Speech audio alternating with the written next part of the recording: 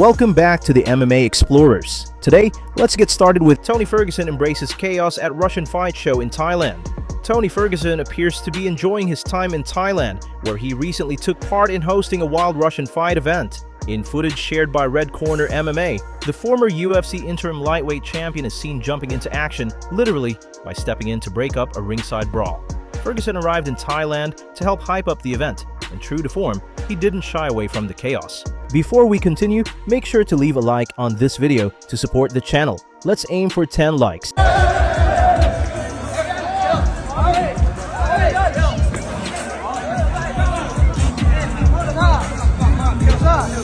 Golden Ariana, we're gonna do face off. These guys are playing on Friday. Anticipation is very much there already. These guys want to throw down. Don't get them. Get down. I love this stuff. I love it. What's next?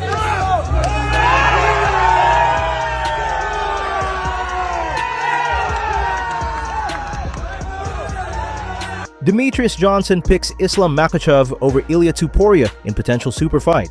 While Islam Makhachev versus Ilia Tuperia didn't go down at UFC 317, the dream matchup remains a possibility, and former UFC flyweight champion Demetrious Johnson already knows where he stands on it. In a recent interview with Submission Radio, Johnson gave a quick breakdown of how he sees the fight playing out. You watched it 25 times. Does it change your opinion on what an Islam-Ilia fight would look like? No. It'll be Ilia trying to get to the right spot, and then Islam not let him get to that spot.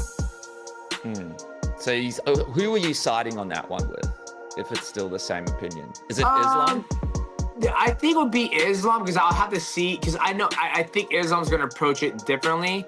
It's what do you reckon he'll do? What do you reckon Islam, like if you're Islam, do you just go in, try to figure out a way to get that, get to the ground or get him up against the fence? Well, Islam's a southpaw, so he's gonna probably throw body kicks to keep his arms busy, keep a distance, move, feint, maybe use some judo to take him down and try to get him to the ground and try to submit him. But once again, like I have to see, I have to see what Islam does to JDM.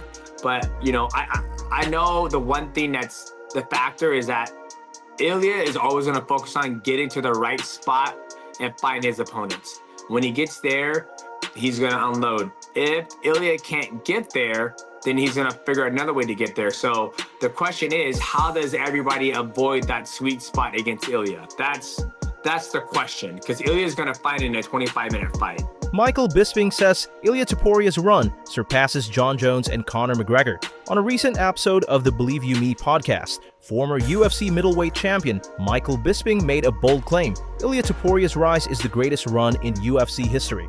Bisping praised Tuperia's meteoric ascent, saying his accomplishments already outshine those of icons like Jon Jones and Conor McGregor. If he keeps doing what he's doing, I mean, he's going to be the best flyweight ever. Yeah. Well, if on Tuperia, it ain't Jon Jones at number one.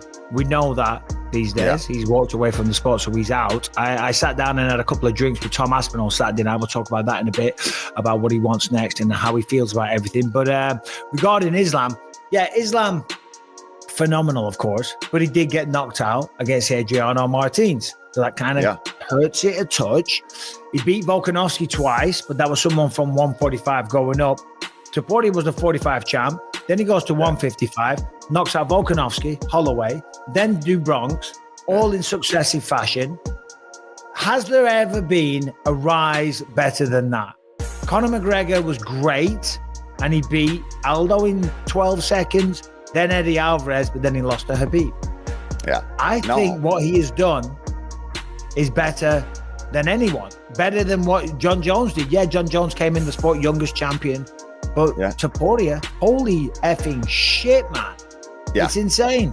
Arman Tsarukyan reacts to Ilia Tuperia becoming #1 pound for pound. Arman Tsarukyan supports Ilia Tuperia being ranked the top pound for pound fighter in the UFC. In a recent comment, Tsarukyan said he deserves to be #1. He's a 2-division champ and knocked out legends. What he did to Charles Oliveira in the first round was incredible. However, not everyone agrees. MMA manager Ali Abdelaziz pushed back, saying Islam Makhachev should still hold the top spot. On social media, he wrote, "The real pound-for-pound king is Islam. He beat a prime Volkanovski on a 22-fight win streak and a prime Oliveira on a 12-fight streak." Meanwhile, Tsarukyan stirred the pot on social media, taking shots at both Ilia Tuperia and Dan Hooker. Hooker fired back on Tuesday saying, "You're human. Side note, you're the #1 contender no one gives a F about." Mirab Valesvi trains with Zhang Weili. UFC bantamweight champion Mirab Valesvi was recently seen training with strawweight champion Zhang Weili. In the footage, Mirab is shown teaching Zhang the same submission he used to defeat Sean O'Malley.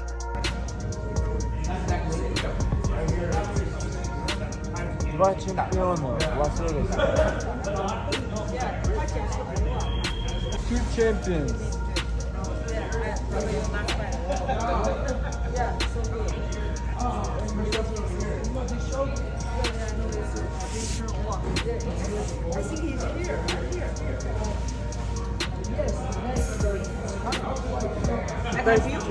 Известный чемпион. Пытается сделать ту технику, которую Mirab выполнял профессионально. Чемпионку саму прием ниндзя-чок, мост-таун. Все, она обучилась.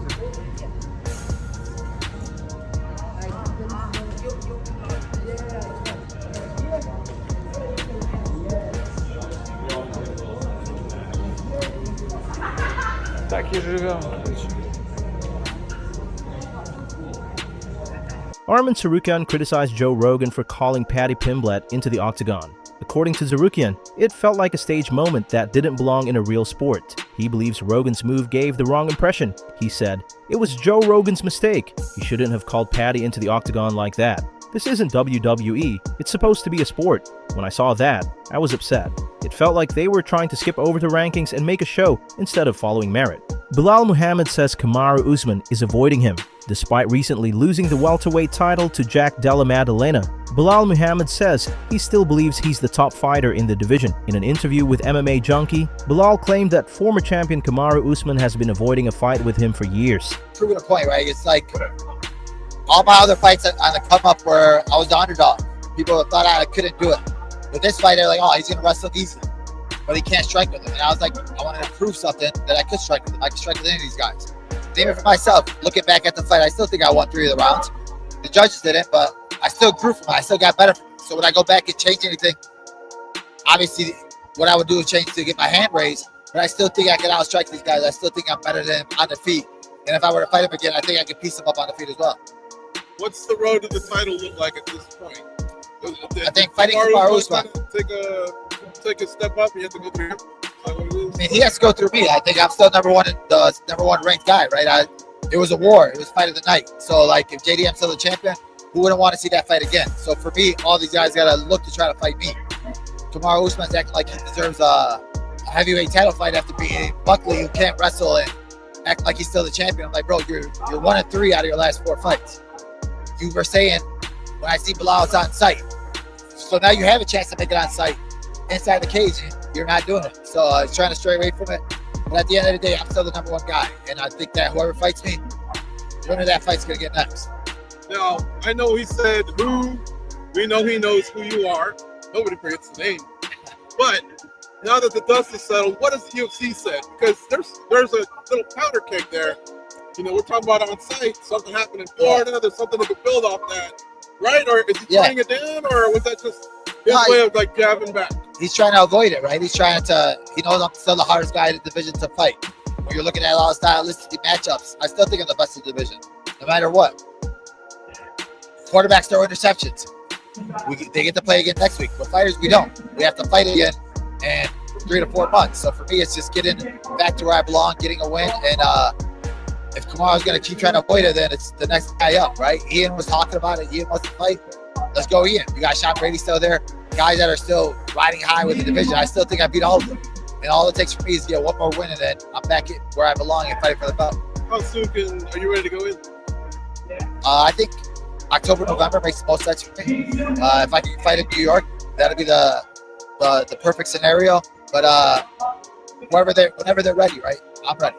Alexander Pantoya opened to fighting Mirab Valesvi only for BMF belt at catchweight. After UFC 317, Alexander Pantoya told Mirab Valesvi backstage that he didn't want to fight him. However, during a recent appearance on the Ariel Helwani show, Pantoya clarified his stance. He said he would actually be willing to fight Mirab, but only if it's for the BMF title and at a 130-pound catchweight. Before we continue, help us reach our goal of 100 subscribers here on MMA Explorers. Hit that subscribe button and turn on notifications so you don't miss any of our daily MMA content. Of course, I want to fight with the best fighters of the world. If you have opportunity, if UFC want that, money talk sometimes. I want to hear money talk with me. And but if UFC wants to do something, I'm gonna say something crazy. Make a BMF for one and make 130 pounds. Not me, it's not Mirab. Why not? You know, Mirab, UFC can do whatever UFC wants. You know, I don't need to put my belt vacation. Mirab don't need to do anything, and it's make more fair. I don't know, you know, but I'm 125 champion. You know, I need to defend my division. I love to watch my division grow up so much. I see how much this division is more appreciated right now. You know, everybody loves Roval and Josh Van. You know, that's the best fight in the one of the best part in the world in the year. You know. Thanks for watching.